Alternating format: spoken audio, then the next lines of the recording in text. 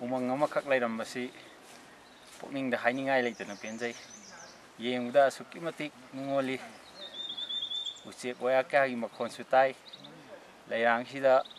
tongdana paina sanaribasi yengda saithabada watlaga dawba adumba mifam hongba ngamroidaba Himalayagi chingchang parengda leiba sargagi masak oiraba adumba phajaba masa amani haina aina thamoida khanse akoi ngasai sum pung ani lakbasida phajaba mayam su ure makada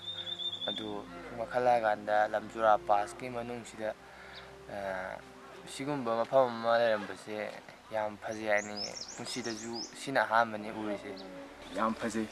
koina lakpada awana kayamam thene isa thokthaba angamba kawagi awaba wangapagi awaba simyamsi koi wana kaada lakpaji sigi mafamji hek yawada koi awaba myamdo pulap kaw sigi mafamji aigi oina disinadi mangna thokbo chamanagare andi yamna thasdaba thodu oina thokore yamna su phajaramba mathakchida swam phajaba lei chalamgani habi aduga si lei chida mokoigi anakpada lei misingna moigi firal anakpa phi lagi phi manbam kayamasu teli moigi culture gi matungna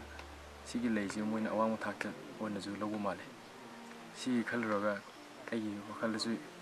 yam nuai ji fam si me yoksale akoi kitang ka khaladi Lamjura Pass yodorobani mafam si mamang Everest sakhiba tim daisu yenghobada yam phajana haina ki myamna chatpadasu hojik isana chachabadasu yam phajarami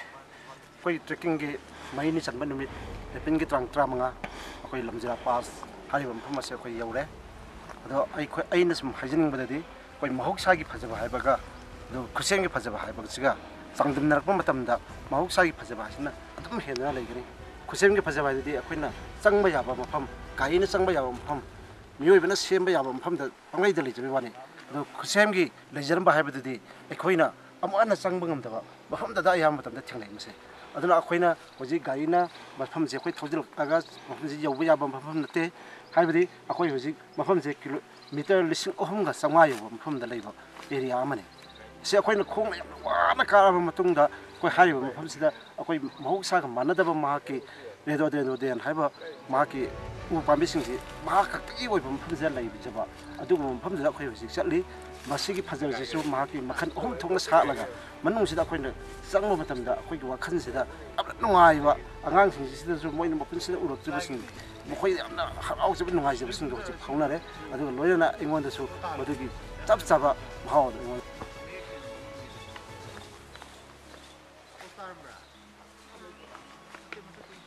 mafamse koigi lakminariba aigi yamna nusiraba aigi school gi chhatra sing aduga aigi colleague samen sorai sam aduga timasigi yamna maru oiba member amsu oiriba max naure hariba alpha team gi koi mi taraga ni thoisina hariba mafamsi yoksalak pasigi nungai basi aduk matik ngai jai kinja hariba mafamsdagi kakhalaiba af thagalak pasi meter lising amaga satre chanipan gi maya lising ani gi maya da khogi hariba meter se af kakhat pagi journey ni trekking route ni ana hariba trekking route se aduk ki tough oi yamna ware yamna lui chaliba route tu ju amna sathiba dum route ama oi aduga hariba mafam si yoksalak pagi distance masida khoina khogi wakhanda khogi thamoida feel tawriba koida phawjiriba singi nungai jaba singdo ai mamang su ai gi satra sing su mai gi apamba mayam su phongdok nare hariba mafam achi school asigi alpha team na 2013 da hariba mafam ase koi cross tawga koi saki matamda da saruk yakiba school du gi satra sing na adu matik ki harau jaki adu matik ki nungai jaki ai isamak su khanjaki matamda aina su haigi hariba mafam ase isona sa lagadi koi amuk lakpa phangani haibado ngasidi isona sanbadagi hariba mafam asida koi yore Lamjura Pass koi chilaptan laire aduk matik phajagre mahoksa salahuba layang singdo ngasi su adum satan lairami angangba angogba ping masugi phajaraba rhododendrons lei mayam amna satgi yomna sadi sai ngarang digi kala iba awaba koi journey do ꯑꯩꯒꯤ ꯋꯥꯈꯜꯗ ꯀꯔꯤ ꯍꯥꯏꯅ ꯐꯥꯎꯒꯦ ꯍꯥꯏꯕꯗ ꯁꯔꯒ ꯌꯧꯅꯕ ꯀꯥꯕꯒꯤ ꯑꯩꯈꯣꯏꯒꯤ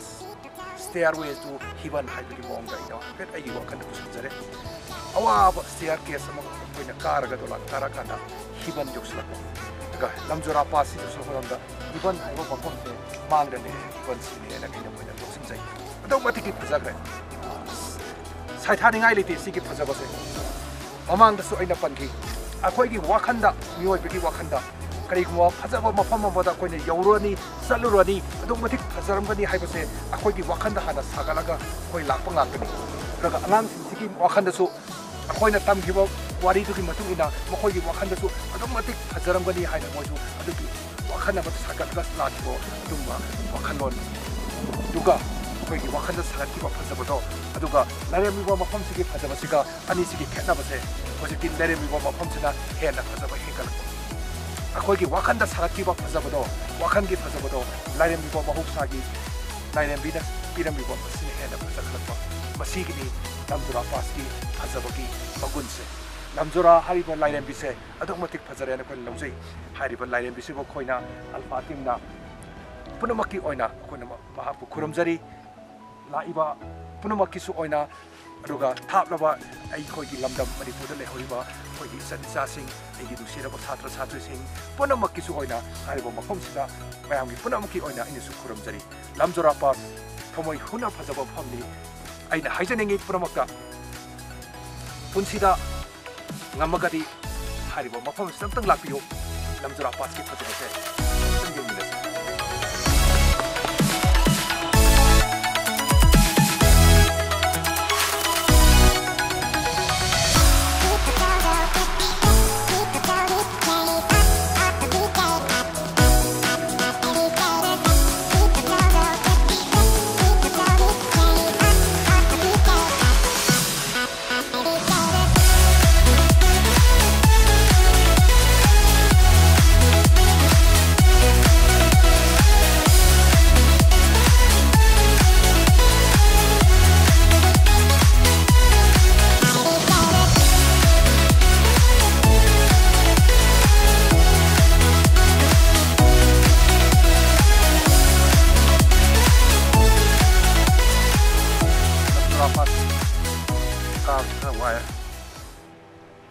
ꯑꯌꯨꯛꯇ ꯑꯩꯈꯣꯏꯅ ꯆꯥꯕꯁꯦ ꯑꯉꯥꯡꯁꯤꯡ ꯆꯥꯛꯄꯨꯗꯤ ꯈꯔ ꯂꯣꯏ ꯄꯤꯖꯔꯦ ꯑꯩꯈꯣꯏꯅ ꯆꯥꯛ ꯈꯔ ꯑꯌꯨꯛꯇ ꯆꯥꯕꯗꯨꯅ ꯑꯩꯈꯣꯏ ꯄꯥꯡꯒꯜꯁꯦ ꯈꯔꯗꯤ ꯍꯥꯞꯄꯦ ꯑꯗꯨꯃꯛꯄꯨ ꯆꯥꯔꯤꯕ ꯆꯥꯛꯇꯨꯗꯤ ꯑꯩꯈꯣꯏꯅ ꯀꯥꯈꯠꯂꯤꯕ ꯑꯉꯝꯕꯁꯤꯒꯤ ꯇꯪꯈꯥꯏ ꯌꯧꯕꯗ ꯑꯗꯨꯝ ꯂꯣꯏꯅ ꯇꯨꯝꯕ ꯂꯣꯏꯔꯕ ꯆꯥꯛꯅꯤ ꯑꯗꯨꯅ ꯑꯩꯈꯣꯏꯁꯦ ꯄꯠ ꯄꯠ ꯇꯠꯂꯦ ꯍꯛꯆꯥꯡꯁꯦ ꯈꯔ ꯁꯣꯟꯊꯩ ꯋꯥꯡꯁꯨ ꯋꯥꯡꯈꯠꯂꯛꯄꯅꯤꯅ ꯃꯁꯤꯒꯤ ꯑꯦꯄꯜꯁꯦ ꯑꯩꯈꯣꯏꯅ ꯀꯥꯠꯃꯥꯟꯗꯨꯗꯒꯤ ꯂꯩꯔꯛꯄꯅꯤ ꯍꯥꯏꯗꯤ ꯑꯩꯈꯣꯏꯅ ꯁꯣꯏꯗꯅ ꯑꯩꯈꯣꯏ ꯋꯥꯔꯅꯤ ꯈꯪꯕꯗꯒꯤ ꯈꯔ ꯂꯩꯁꯜꯂ ꯂꯥꯛꯄꯅꯦ ꯑꯗꯣ ꯍꯧꯖꯤꯛꯇꯤ ꯈꯔ ꯂꯩꯔꯛ ꯃꯅꯨꯡꯗ ꯃꯥꯎꯟ ꯑꯦꯚꯔꯦꯁꯀꯤ ꯑꯩꯈꯣꯏ ꯕꯦꯁ ꯀꯦꯝ ꯑꯗꯨꯋꯥꯏ ꯆꯥꯁꯤꯔꯦꯅ ꯇꯧꯕꯅꯦ ꯑꯗꯣ ꯎꯄꯥꯏ ꯂꯩꯇꯦ ꯁ꯭ꯋꯥꯏꯗ ꯑꯗꯨꯝ ꯆꯥꯊꯣꯛꯑꯦ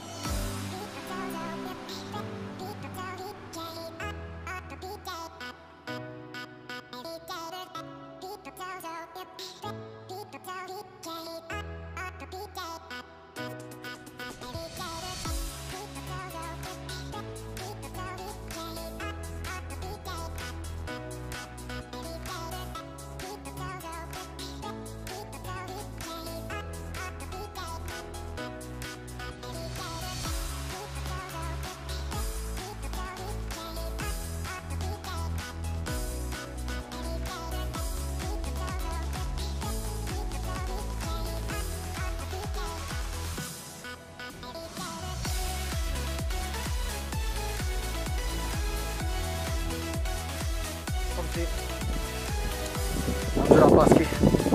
ꯈ꯭ꯋꯥꯏꯗꯒꯤ ꯑꯔꯣꯏꯕ ꯈ꯭ꯋꯥꯏ ꯃꯊꯛ ꯊꯪꯕ ꯃꯐꯝꯅꯤ ꯑꯗꯨꯅ ꯍꯥꯏꯔꯤꯕ ꯃꯐꯝꯗꯨ ꯍꯧꯖꯤꯛꯇꯤ ꯋꯦꯗꯔꯁꯤ ꯌꯥꯝꯅ ꯏꯪꯕ ꯑꯩꯈꯣꯏꯒꯤ ꯆꯤꯡ ꯃꯇꯣꯟꯒꯤ ꯅꯣꯡ ꯄꯨꯕꯗ ꯏꯁꯤꯡꯅ ꯀꯨꯞꯁꯜꯂꯒ ꯅꯣꯡꯒꯤ ꯃꯥꯏꯁꯤꯗ ꯃꯩ ꯃꯇꯝ ꯃꯇꯝꯗ ꯄꯨꯏ ꯑꯗꯨꯗ ꯏꯪꯕꯁꯨ ꯌꯥꯝꯅ ꯏꯪꯕꯁꯨ ꯅꯨꯡꯉꯥꯏ ꯋꯥꯅ ꯇꯥꯔꯀꯥꯟꯗ ꯏꯪ ꯂꯥꯎꯗꯅ ꯄꯨꯟꯁꯤꯗ ꯑꯗꯨꯅ ꯍꯥꯏꯔꯤꯕ ꯃꯐꯝꯁꯤꯗꯒꯤꯗꯤ ꯍꯧꯖꯤꯛꯁꯤꯗꯒꯤ ꯅꯠꯇ꯭ꯔꯒ ꯖꯨꯟꯕꯦꯁꯤ ꯑꯩꯈꯣꯏ ꯗꯥꯎꯟ ꯊꯥꯗꯈ꯭ꯔꯅꯤ ꯑꯗꯨꯅ ꯖꯨꯟꯕꯦꯁꯤꯗꯗꯤ ꯃꯤꯇꯔ 2,200 ꯗꯥꯎꯟ ꯊꯥꯗꯒꯅꯤ ꯉꯁꯤꯒꯤ ꯑꯣꯏꯅ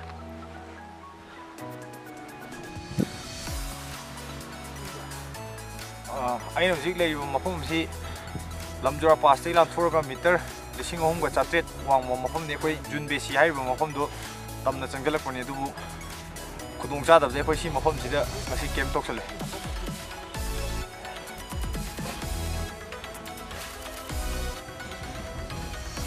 Good morning. Koi ngasi si April gi tang tara taruk koi trekking sigi mangani subun mini hoji si akoi bis lesin yam thai akoi bi kari leiri kari to udi koi meter tara gi distance ta kari leiri ju u phangki ngarang si mafam si koi Lamjura Pass lan thoga kitang chang akoi gi kakhalaga leiba mafam ane ado meter lising ahumga tawai mathakne ada ngarang gi nungdang wayam si akoi gi sumaina lechin di thajalaga nusi yam kana siselapdagi mafam si tangai phadana koi yam toksalasena tokibini ado hojikti akoi chai singji sida tawdabida kumdaraga gi Junbesi hariba mafam sida chalaga akoi turen mapani sida oina fazana thung thakna saraga adagi oina chatna bana adagi makha samdana ba koi